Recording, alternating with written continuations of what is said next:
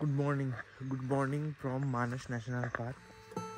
রাস্তায় ময়ূর অ্যাকচুয়ালি কালকে যে দোকানটায় খাবার খেয়েছিলাম ওই কাকাটা বললো যে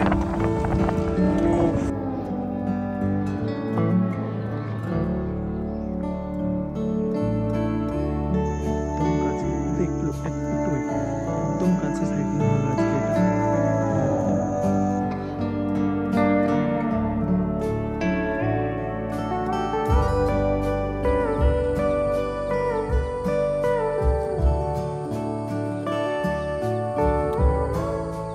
লাস্ট ডে ফ্রম মানাস। আর আজকে মর্নিং সাফারিতে যাচ্ছি আর ডেফিনেটলি বাট এলিফ্যান্ট সাফারি না, আজকে মর্নিংয়ে জিপ সাফারিতে যাচ্ছি। দেখা যাক বেটার কিছু দেখা যায় কি না মানাসে আজকে।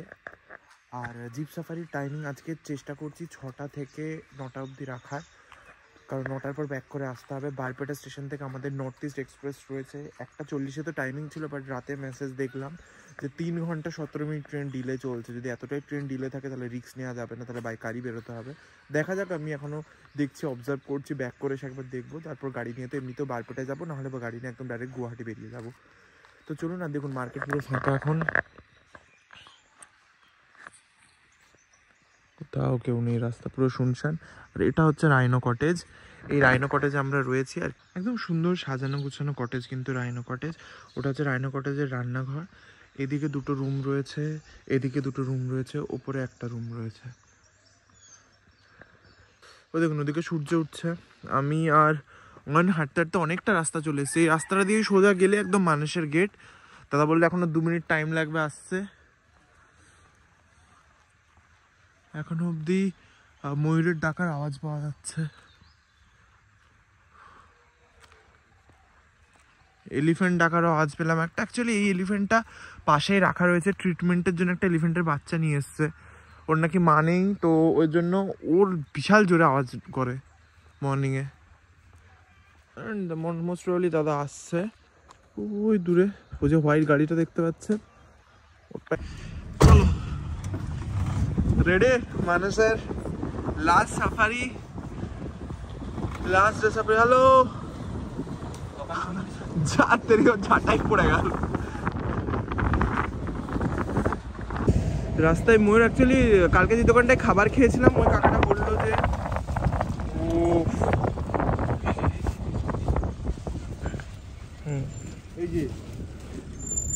এই যে আজকে আবার ফার্স্ট সাইটিং পেয়ে গেলাম মর্নিংয়ে। এই হচ্ছে লাক, মানে মানুষের যতদিন থাকবো তত ভালো সাইটিং পাওয়ার চান্সেস রয়েছে, তাই তো পঙ্কজ দা? তো এটা ফার্স্ট সাইটিং মারতে এখনো মানুষের ঢুকিনি, মানুষের গেটের বাইরে। এটা একটা, তো এই তো একা থাকবে না, আর একটাও থাকবে সাথে, কোথাও একটা আশেপাশেই রয়েছে। বাট আচ্ছা, আরও একটা ওখানে বসে রয়েছে সামনে, জাস্ট একটু আগে না দাঁড়িয়েই রয়েছে। ওই ফুল গাছটা ঠিক পিছনে দেখো, দেখা যাচ্ছে, দেখতে পেয়েছো পঙ্কজ দা? হ্যাঁ হ্যাঁ হ্যাঁ হ্যাঁ হ্যাঁ, ঠিক এই ঝোপের পিছনে দেখুন আর একটা আছে, হালকা দেখা যাচ্ছে। একটু এগো পঙ্কজ দা, যদি দেখা যায়। ওই যে দেখা যাচ্ছে। এবার অফিসিয়ালি এন্ট্রি করি।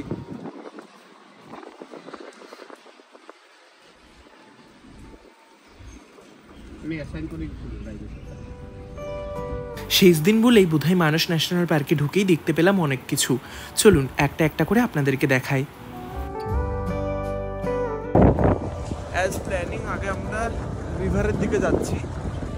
রিভার কালকে যেখানে আমরা ওই বাফেলেগুলো রিভার ক্রসিং দেখেছিলাম বিকেলে, আগে ওটাই যাব। তারপর হচ্ছে গ্রাসল্যান্ডে যাব। অয়নের ওই জায়গাটা খুব পছন্দ হয়েছে, যে জায়গা দিয়ে কালকে সানসেটটা রেকর্ড করেছিলাম। এর আগের পর্বে আমি দেখিয়েছিলাম মানস ন্যাশনাল পার্কের সানসেট। যারা দেখেননি তাদের জন্য আমি ছোট্ট একটা ক্লিপ এই ভিডিওতে অ্যাড অন করে দিলাম।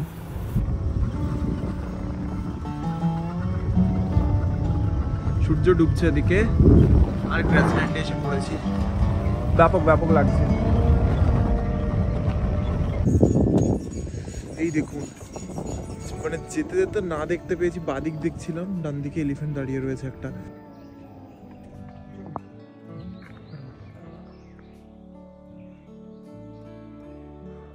এই মানস ন্যাশনাল পার্কেরই রাইডে কিন্তু আমাদেরকে এলিফ্যান্ট চার্জ করেছিল।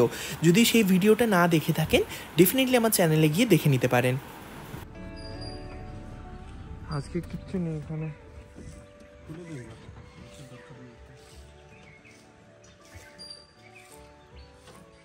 এইটা নদীর ওপারেরটা হচ্ছে পানবাড়ি রেঞ্জ, আর ওটাই পুরো সামনে অব্দি গেছে পানবাড়ি রেঞ্জটা, ওটাই সামনে গেছে পানবাড়ি রেঞ্জ।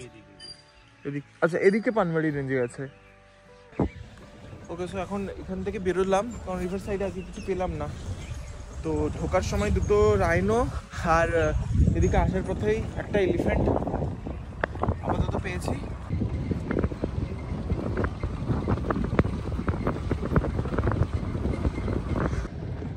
বুড়াবুড়ি রেঞ্জে সকালবেলাতে এসেছিলাম, বাট কিছু নেই।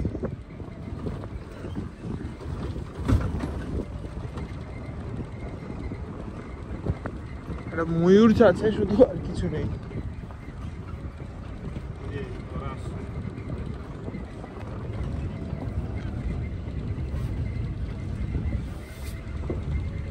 চলো ঘুরিয়ে নাও। ওকে, এখন কি গ্রাসল্যান্ডের দিকে? হ্যাঁ, তো এখন যাবো হচ্ছে বাঁদিকে, সোজা গিয়ে বাঁদিকে বেরিয়ে যাবো গ্রাসল্যান্ডের দিকে।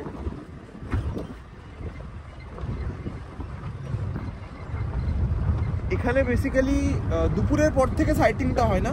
হ্যাঁ, মানে সকাল বার্ডিং ভালো হয়। বার্ডিংটা এখানে সকালে বেটার হয় বুড়াবুড়ি রেঞ্জে, তারপর দুপুরের পর থেকে নর্মাল সাইটিংটা বেটার হয়। একবার বলো নাম। Crested serpent eagle. Crested serpent eagle. আর উপরে যে দুটো বসে আছে দুটো কি? এটা হলো জঙ্গল মাইনা। জঙ্গল মাইনা আছে উপরে দুটো বসে। দেখুন এতটা সুন্দর, পুরো নীল জল। এদিকটা, এই দিকটা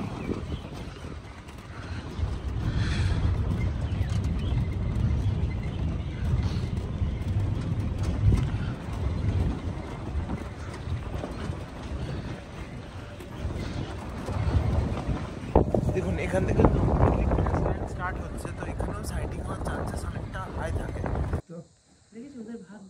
এই দেখুন এলিফ্যান্ট আছে একটা, আর সামনে বাফেলো আছে। অ্যাকচুয়ালি গ্রাস এখন অনেক বড় আছে, তো ওই জন্য দেখা একটু। ফেব্রুয়ারি মাস এটাই বলছিল, ফেব্রুয়ারি মাসে পুরো শুকিয়ে যাবে, তখন দেখতে হবে। আমাদের হোটেলের ছেলেটা বলছিল যে ফেব্রুয়ারি মাসে প্রচুর দুটো এলিফ্যান্ট দেখা গেছিল, ওই দুটো দেখালাম। আর এবার এখান থেকে বেরিয়ে যাচ্ছি সামনের দিকে। এখন প্রচুর বড় বড় গ্রাস রয়েছে, তো যেহেতু গ্রাস প্রচুর অনেক উঁচুতে রয়েছে, সেহেতু অনেক কিছু দেখা যাচ্ছে না। আরো অনেক কিছু এক্সট্রা দেখা যেত, অনেক কিছু দেখেছি, বাট আরো অনেক কিছু এক্সট্রা দেখা যেত।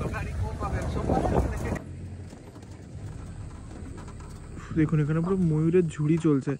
এটা হচ্ছে ছেলে ময়ূর, এগুলো হচ্ছে সবগুলো মেয়ে ময়ূর। টাইগারের কি আপডেট? পরশু দিনের পরে এসেছিল নাকি? না না, সেই মনে আছে সকালবেলা বললে তুমি এসেছিল, আর আসেনি? এলিফ্যান্টার এসেছিল কাল পরশু। হ্যাঁ, এলিফ্যান্ট আছে। এলিফ্যান্টও এইখানে ঢুকে যায় রাত্রেবেলা। রাত্রেবেলা বিকালবেলা মানে আছেই আরও কম্পালসরি। ওইটা নইলে বাইসন, সেটাও আছে। তারপরে আপনার কি বলে এটা, এই বাফেলো, ডিয়ার বড়গুলো। সাম্বার এসছে কবে? আছে ডেইলি কমন। এখানেও দেখুন একটা ছোট্ট রিভার রয়েছে, যেটা সামনের দিকে গেছে। এখানে অনেকগুলো নাকি কচ্ছপ পাওয়া যায়, এখানে অনেক বড় বড় নাকি কচ্ছপ পাওয়া যায়, একদিন পঙ্কজদা বলছিল। আর এই ফরেস্ট ক্যাম্পটার এখানটায় আমরা দাঁড়িয়েছি, আর দাঁড়ানোর পর সেখান থেকে আবার হচ্ছে আমরা সামনের দিকে যাব। এই কাকুটার কাছে আগের দিন যখন এখানে এসেছিলাম, কাকু বলছিল যে কালকে রাতে এখানে টাইগার এসেছিল, কারণ ডিয়ার রাত্রেবেলা খুব প্রচণ্ড ভয়ে চিৎকার করছিল। আর 9 তারিখে দেখেছে বেঙ্গল টাইগার।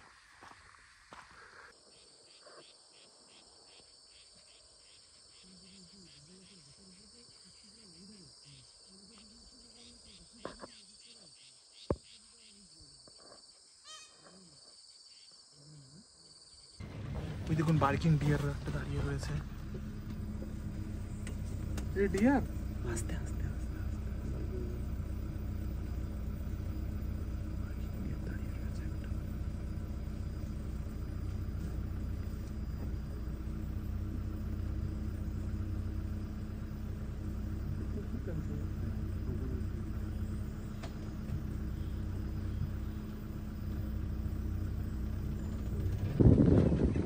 দেখুন এখানে যত পটলস গুলো আছে সব অ্যানিমালের ফুটপ্রিন্টস। অ্যানিমালের এখানে জল খেতে আসে।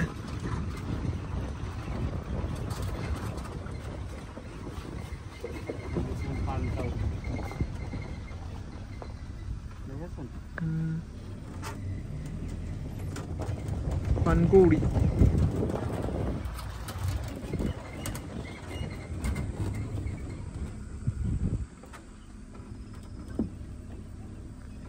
তো বাইরে চলে এসেছি এখন আমরা।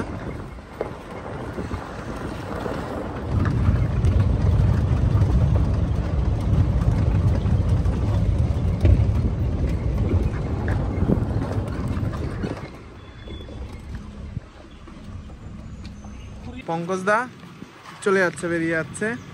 যারা আসবে দাদা তারা তোমার সাথে কন্ট্যাক্ট করে আসবে, ঠিক আছে?